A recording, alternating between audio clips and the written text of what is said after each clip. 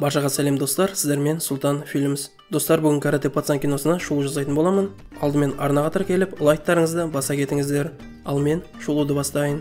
Күйеуі қайтыс болған соң, және де Детройттағы зауыт жабылғаннан кейін, Шери Паркер мен оның ұлы Дрей Бейжіңге көшті. Ұзақ ұшу мен қиын жолдан кейін жаңа өмір іздеп, олар Беверли Хиллз жатын қоғамдастығына қоныстанды. Дегенмен Дрей көшкеніне онша риза емес. Анасының өтініші бойынша, ол бұзылған душты жөндей алатын сантехник іздейді. Жергілікті тұрғындардан сұрастырып, артынша хан мырзаны іздеп келеді. Бірақ ол кісі жігітке мән бермейді де. Біздің жігіт көңіл көтеру үшін баскетбол алаңына барады. Оның назары бірден жас скрипкашы Мей Инге аударылады. Олар бір-бірімен танысып әңгімелері жарасып тұрғанда, олардың әңгімесін кунг-фу чемпионы Чен бастаған жергілікті бұзақылар тобы үзеді. Бұл жігіт Мейді жақсы көреді. Сондықтан Дрейді барлығының көзінше аяусыз ұрды. Бірақ келесі күні мектеп асханасында Мей оған тамақ қоюға көмектесу арқылы көңіл бөледі. Оған риза болмаған Чен жігіттің қолындағы подносты қағып, ұрыс-керіс тудырды. Бірақ араша түскен мұғалім оларды ажыратады. Жағдайына көңілі толмаған ол, үйге келгенде теледидардан кунг-фу жаттығуларын үйрене бастайды. Оның назарын ішке кіріп, ыстық сумен есік тұтқасын жөндеп жатқан сантехник аударады. Анасымен бірге қаланы аралап жүрген Дрей аңызға айналған кунг-фу мектебіне тап болды. Жаттығу залдарының бірінде ол Ченді көреді. Қиындыққа тап болмау үшін ол анасының қолынан алып шығады. Жігіт анасына Қытайды ұнатпайтынын және үйіне қайтқысы келетін жеткізді. Шер ұлын түсіністікпен тыңдайды. Ал сантехник хан болса, бұл көріністі байқаған болатын. Мектеп оқушылары үшін жоғалған қалаға экскурсия ұйымдастырылды. Ал мұндағы Дрей мен жалғыз Мей араласады. Бұл көрініс әрине Ченге ұнамайды. Жолдан қалған бөлігінде ол Дрейге менсінбей қараумен болды. Тұрақты қорлаудан шаршаған біздің жігіт Чен мен оның бүкіл тобына сасыған суды шашып қашты. Олар мұны кім жасағанын көргенде, оны қуып ақыр соңында ұстап алады. Ашуланған олар аямай қатты ұра бастайды. Ченнің досы Лян оған соққыны тоқтатуды сұрайды. Сонда Чен ұстазының сөздерімен жауап беріп, әлсіздікке аяушылыққа жол жоқ дейді. Чен Дрейдің түбіне жетпек болды. Бірақ оған хан мырзаның пайда болуы кедергі келтіреді. Ченнің бандасы ханға шабуыл жасағанымен, хан мырза бірде-бір соққы жасамай, 6 жасөспірімнің көтенін айырады. Хан Дрейді өзімен бірге үйіне әкелді. Одан соң тез арада дәстүрлі медицинаны қолдану арқылы оның жараларын емдеген еді. Дрейдің сөзіне көндігіп, ол онымен бірге Чен оқитын айдаһарлар мектебіне барады. Олардың ойлары бастапқыда татуласы болды, бірақ мейірімділік танытпауды, жауды аямауды үйрететін қатыгез қожайын Ли оларды сыртқа шығармай, сендер мектепке қорлық жасадыңдар, сондықтан біреуің айқасқа түсулерің керек дейді.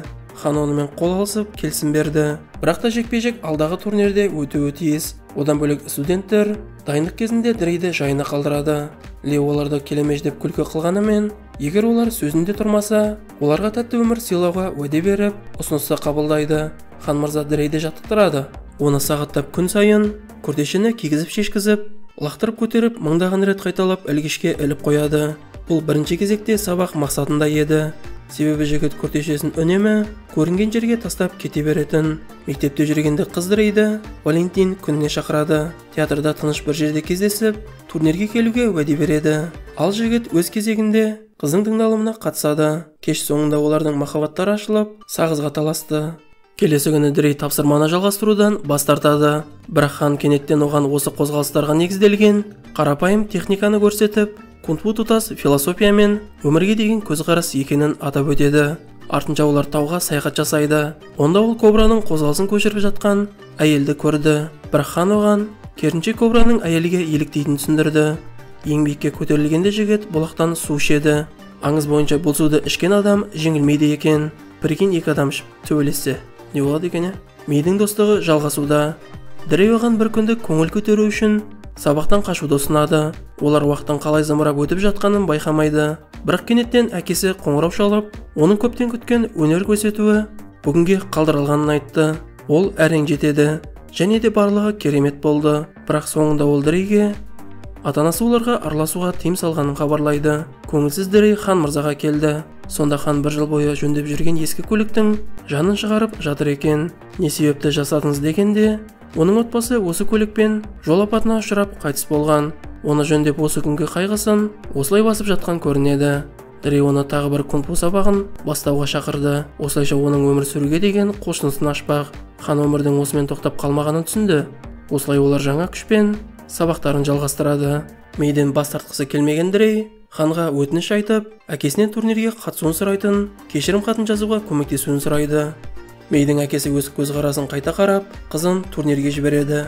Турнирде алғашында өзіне сенімсіз болған Дрей қарсыластарын бірінен соң бірін жеңіп, жартылай финалға шығып, Лианмен кездеседі. Мастер Ли студентіне қарсыласының аяғын сындыруды талап етеді. Лиан мұны қаламаса да, ол аяғына бірнеше аяусыз соққылар берді. Төрешілер оларды ажыратып, Лианды жарыстан қудалайды. Ал бұл уақытта Чен финалға өткен болатын. Диктор егер Дрей жекпе-жекті жалғастырмаса, айдақырлар турнирді автоматты түрде жеңетінін айтады. Турнирден жеңілгісі келмеген Дрей ханнан аяғын сауықтыру үшін от жағу әдісін қолдануға көндірді.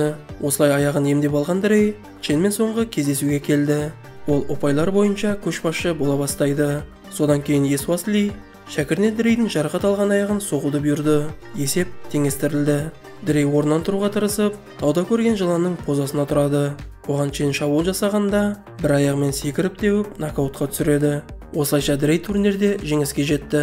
Ченнің өзі жүлдені жеңімпазға табыстап, жолдастарымен бірге хан мырзаға құрмет көрсетеді. Осыдан соң біздің ұстазды құрметтеп, онымен жаттығуға сұранып келетін жастардың саны арта түсті. Достар, осымен шолудың соңы. Егер де ұнаған болса, лайктарыңызды баса кетіңіздер. Ал ендеше келесі кездескенше.